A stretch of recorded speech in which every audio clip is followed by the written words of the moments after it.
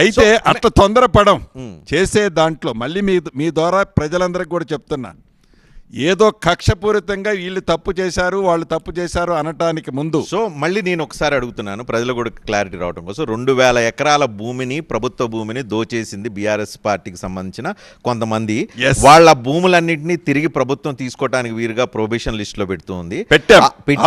Already పెట్టారు. ఆ 2000 ఎకరాల జాబితాను బయటకు రిలీజ్ చేస్తారా, ఎవరు కొట్టేశారో రిలీజ్ చేస్తారా, వాళ్ళ వెనక ఎవరున్నారో రిలీజ్ చేస్తారా, వాళ్ళని ప్రజా సమక్షంలో వాళ్ళని దోషులుగా నిలబెడతారా, జైలుకు పంపిస్తారా? ఎంత విచిత్రం అంటే, సిద్దిపేట జిల్లాలో స్పెసిఫిక్గా ఒకటి మెన్షన్ చేస్తాను. సిద్దిపేట జిల్లాలో గతంలో ఆనాడు collector, joint collector up to high court, సుప్రీంకోర్టులో కూడా డ్రాగన్ ఫ్రూట్ సాగు చేస్తూ 50 లక్షలు సంపాదిస్తున్నారు శ్రీనివాసరెడ్డి గారు. మీరు వారి నుండి నేర్చుకోవాలా? అయితే ఫ్రీడమ్ యాప్ని డౌన్లోడ్ చేసుకోండి. తెలిసిన దాన్ని మళ్ళీ రీపిటేషన్ వేసి 382 ఎకరాలు, 83 ఎకరాలు అది ఫారెస్ట్ అండ్ రెవెన్యూకి సంబంధించిన ప్రాపర్టీ. టోటల్గా దాని స్వరూపం, దాని మీద కొంత ఎక్స్పెండిచర్ కూడా రెవెన్యూ శాఖ ఫెన్సింగ్ కోసం ఖర్చు పెట్టింది ఆనాడు, ఎప్పుడు రాష్ట్ర విభజన కంటే ముందు.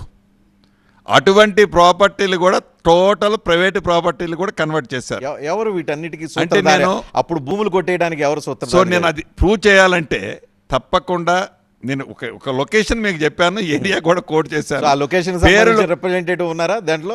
డెఫినెట్గా ఉంటారు, లేకుంటే అడిగిపోతారు. వరుసగా లిస్ట్ వస్తుంది. లిస్ట్ ఇదంతా కూడా ఏంటి, కక్షపూరితంగా మేము చేద్దామన్నది కాదు రజనీకాంత్ గారు.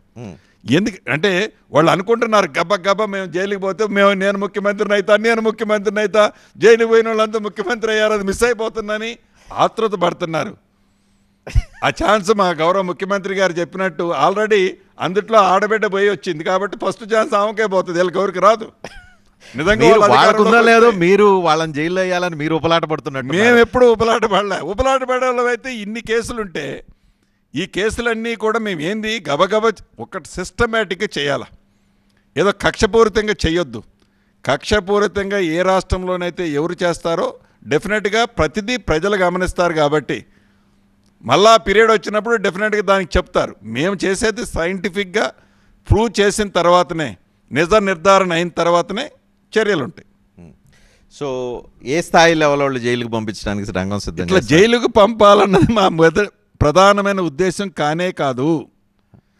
తప్పు చేస్తే ఎంత పెద్దవాళ్ళనైనా పంపడానికి ఈ ప్రభుత్వం వెనకడుగేయదు. తప్పు చేయని వాళ్ళని, చిన్నోళ్ళని కూడా మేము టచ్ చేయం.